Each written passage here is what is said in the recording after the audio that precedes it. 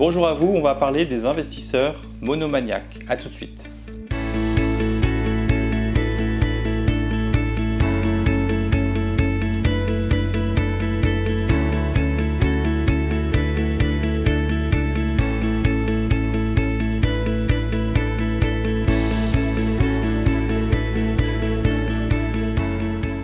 Alors pourquoi je parle d'investisseurs monomaniaques? Ça fait presque 12 ans que je fais ce métier de la gestion de patrimoine et ce que je me suis aperçu, c'est que mine de rien, les investisseurs ont toujours une manière d'investir qui est identique pendant plusieurs années. Par exemple, c'était mon cas, quand j'ai démarré à investir en bourse, en fait, je ne pensais plus qu'à la bourse. Pour moi, la bourse était l'unique Eldorado. Et en réalité, je concentrais toute mon énergie à une seule stratégie, c'est acheter des actions pour pouvoir les revendre plus cher dans l'hypothèse d'avoir une plus-value.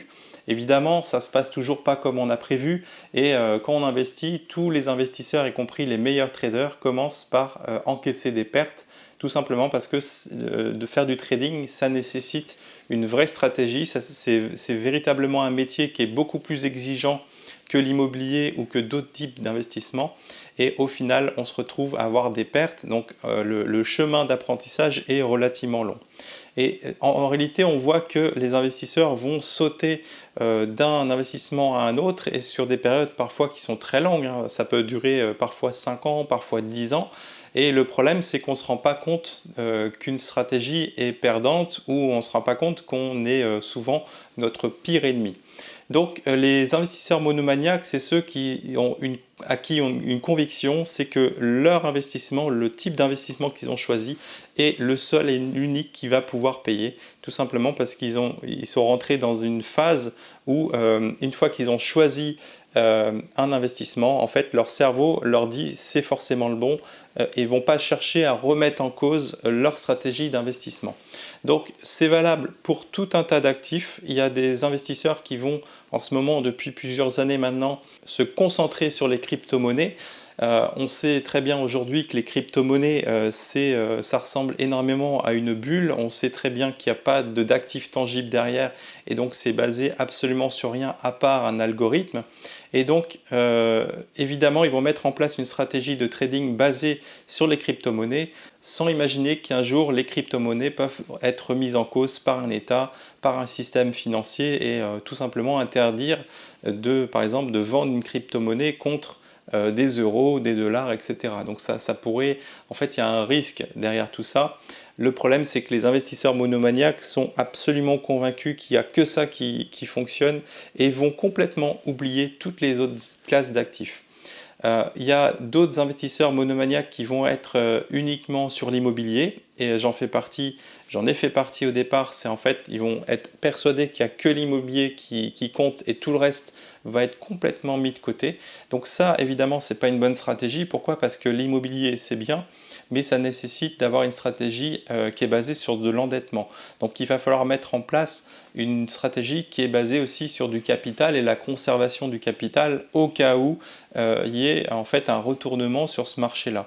Donc voilà, l'objectif évidemment c'est d'avoir bien conscience qu'il n'y a pas une stratégie qui est valable et en fait la stratégie d'une manière générale doit aller sur plusieurs actifs. On ne peut pas se concentrer uniquement sur l'immobilier, uniquement sur l'or, uniquement sur les actions, uniquement sur le crowdfunding ou les crypto-monnaies et il va falloir mettre en place une stratégie beaucoup plus large, une partie qui va permettre de créer la valeur, une autre partie qui va pouvoir permettre d'optimiser le côté fiscal, c'est très important, et une partie qu'il ne faut absolument jamais oublier qui consiste à conserver le capital qu'on a accumulé et c'est le cas pour les entrepreneurs, c'est le cas pour tous les gens qui ont déjà créé de la valeur avec l'immobilier par exemple, et éventuellement ceux qui ont réussi en trading et qui ont réussi à créer un capital assez important.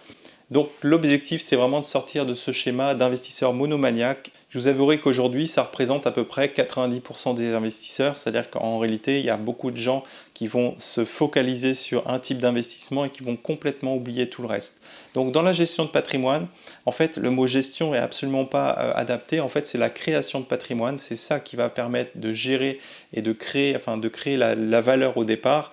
Ensuite, évidemment, il y a le sujet l'optimisation.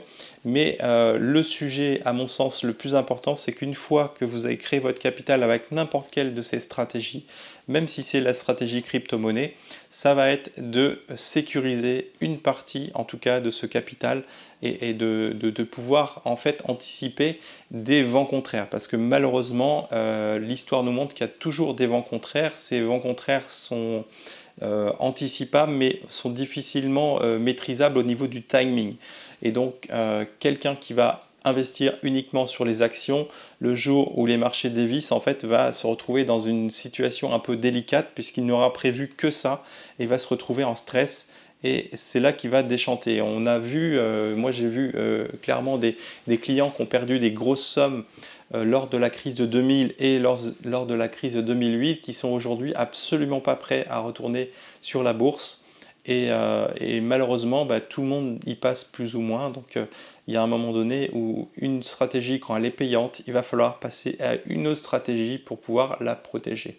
Donc voilà un petit peu à quoi correspond l'investisseur monomaniaque. Moi j'étais investisseur aussi monomaniaque en mon temps quand j'ai démarré. Évidemment l'objectif c'est de sortir un petit peu de ce schéma et de pouvoir mettre en place plusieurs types de stratégies qui sont connexes, qui sont complémentaires et qui permettent mine de rien de passer n'importe quelle crise, qui permet aussi de réussir sur le long terme, puisque mine de rien, l'objectif c'est aussi de prendre du plaisir, d'apprendre des nouvelles choses, et si vous avez en place 3, 4, 5 stratégies différentes, au final, vous êtes sûr qu'une ou deux vont être payantes, et c'est ces stratégies-là qui vont vous permettre de devenir libre et indépendant.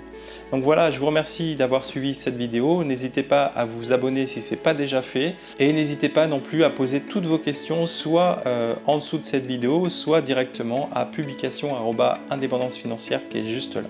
Voilà, j'espère que ça a été très clair pour vous. On se retrouve dans une prochaine vidéo et je vous dis à très bientôt. Au revoir.